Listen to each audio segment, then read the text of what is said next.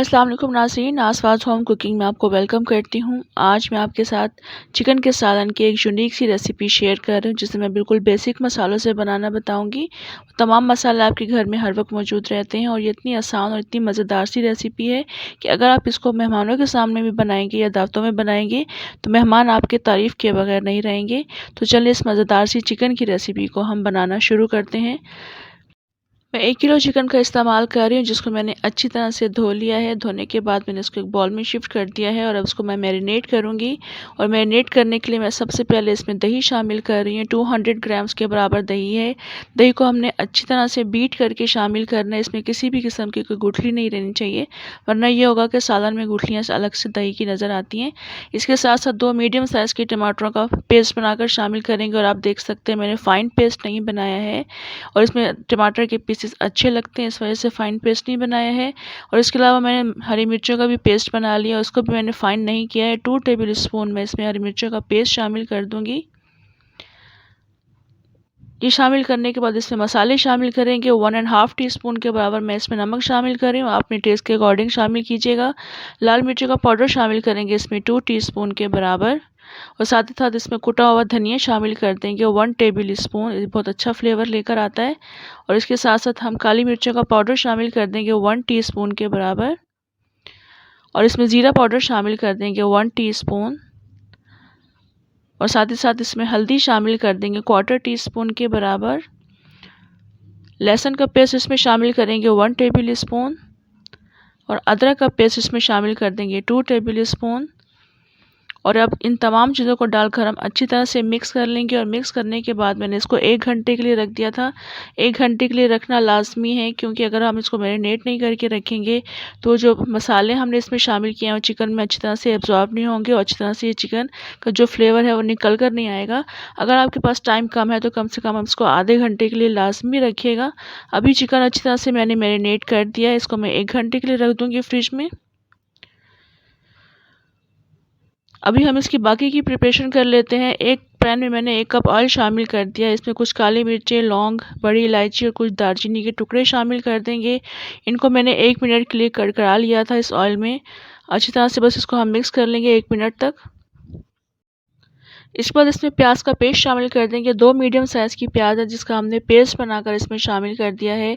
और प्याज का पेस्ट शामिल करने के बाद इसको हमने इतना कुक करना है कि बस इसका पानी ड्राई हो जाए, उसका थोड़ा सा कलर भी प्याज का चेंज हो जाए, यानी बस प्याज का कच्चापन नहीं रहना चाहिए। और अभी आप देख सकते हैं प्याज काफ़ी अच्छी भुन चुकी है। इसमें आप देख लें बबल्स बन रहे हैं चम्मच में लेने से, तो ये इसके भुन जाने की निशानी है। तो बस इस तरह से प्याज अच्छी तरह से भुन जाए तो उसके बाद हम उसमें मैरिनेट की हुई चिकन शामिल कर देंगे। तकरीबन 1.5 घंटे के बराबर मैंने चिकन को फ्रिज में रख दिया था। थोड़ा सा ज़्यादा मेरे पास टाइम था तो मैंने ज़्यादा देर के लिए मैरिनेट कर लिया था। आप जितना ज़्यादा चिकन को मैरिनेट करेंगे उतना ही अच्छा है, चिकन का काफ़ी अच्छा फ्लेवर निकल कर आता है। तो बस चिकन को हम इसमें शिफ्ट कर देंगे। बाउल को अच्छी तरह से हम साफ़ कर लेंगे। चिकन को हमने अच्छी तरह से मिक्स करना है। और मिक्स करने के बाद मैं इसको कवर करके रख दूँगी 5 से 7 मिनट के लिए। ज़्यादा देर के लिए मैंने इसको कवर इसलिए नहीं किया था क्योंकि चिकन का पानी भी रिलीज़ होता है, टमाटर का पानी भी रिलीज़ होता है और दही का पानी भी रिलीज़ होता है, तो चिकन काफ़ी ज़्यादा टेंडर हो जाएगा। ज़्यादा देर के लिए हम इसको कवर नहीं करके रखेंगे। बाकी जो हमने चिकन टेंडर करना है उसकी हम भुनाई में टेंडर कर लेंगे। बस इसको अभी 5 से 7 मिनट के लिए कवर करके रखेंगे। उसके बाद फिर मैं आपको इसकी कंडीशन दिखाऊंगी। और अभी 5 से 7 मिनट गुजर चुके हैं और आप देख लें माशाल्लाह कितनी अच्छी ये चिकन बनकर तैयार हो रही है। इससे बस चिकन थोड़ी हद तक गल चुका है, इस वक्त ज़्यादा अभी गला हुआ नहीं है।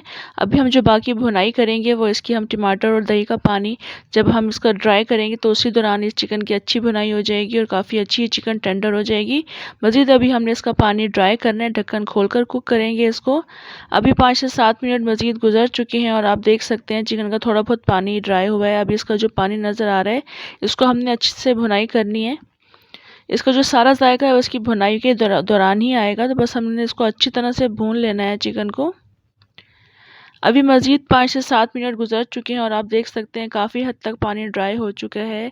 बस मुझे इतना ही पानी ड्राई करना था। अगर इसी वक्त अगर आपको पानी ऐड करना है, भुनाई के बाद पानी ऐड कीजिएगा, भुनाई से पहले पानी ऐड मत कीजिएगा क्योंकि सालन में फिर कच्चापन रह जाता है। तो बस मुझे पानी मिक्स नहीं करना था तो मैंने इसमें हरा धनिया शामिल कर दिया है। थोड़ा सा हरा धनिया शामिल कर देंगे और 1 टीस्पून के बराबर इसमें पिसा हुआ गरम मसाला शामिल करेंगे। ये दोनों चीज़ें डालकर हम अच्छी तरह से मिक्स कर लेंगे और मिक्स करने के बाद मैंने इसको इसको 2 से 3 मिनट के लिए कवर करके रख दिया था ताकि हरा धनिया का और गरम मसाले का जो फ्लेवर है वो सालन में अच्छी तरह से आ जाए। फिर उसके बाद हम इसको डिश आउट करेंगे। और अभी आप देख सकते हैं माशाल्लाह कितनी अच्छी रौनक वाली चिकन बनकर तैयार हुई है। टेस्ट में भी बहुत लाजवाब चिकन बनी थी। इस रेसिपी से ज़रूर ट्राई कीजिएगा। बिल्कुल बेसिक मसालों से मैंने आपको बनाना बताया है। बस इसका सारा जो ज़ायक़ा है वो उसकी मैरिनेशन में है। अगर आप इसको मैरिनेट करके रखेंगे, जितना ज़्यादा मैरिनेट करेंगे उतनी ज़्यादा ये अच्छी चिकन बनकर तैयार होगी। आप इस चिकन के सालन को आप दावतों में भी बनाकर सर्व कर सकते हैं। इंशाल्लाह मेहमान आपकी तारीफ़ ज़रूर करेंगे। इस रेसिपी से ज़रूर ट्राई कीजिएगा। इंशाल्लाह आपको ये बेहद पसंद आएगी। और रेसिपी अगर आपको अच्छी लगी हो तो लाइक और सब्सक्राइब ज़रूर कर दीजिएगा। फ्रेंड्स और फैमिली में शेयर भी ज़रूर कीजिएगा और कमेंट में बताया करें कि रेसिपी आपको कैसी लगी। इंशाल्लाह नेक्स्ट रेसिपी के साथ दोबारा आऊँगी। तब तक के लिए इजाज़त दें। अल्लाह हाफ़िज़।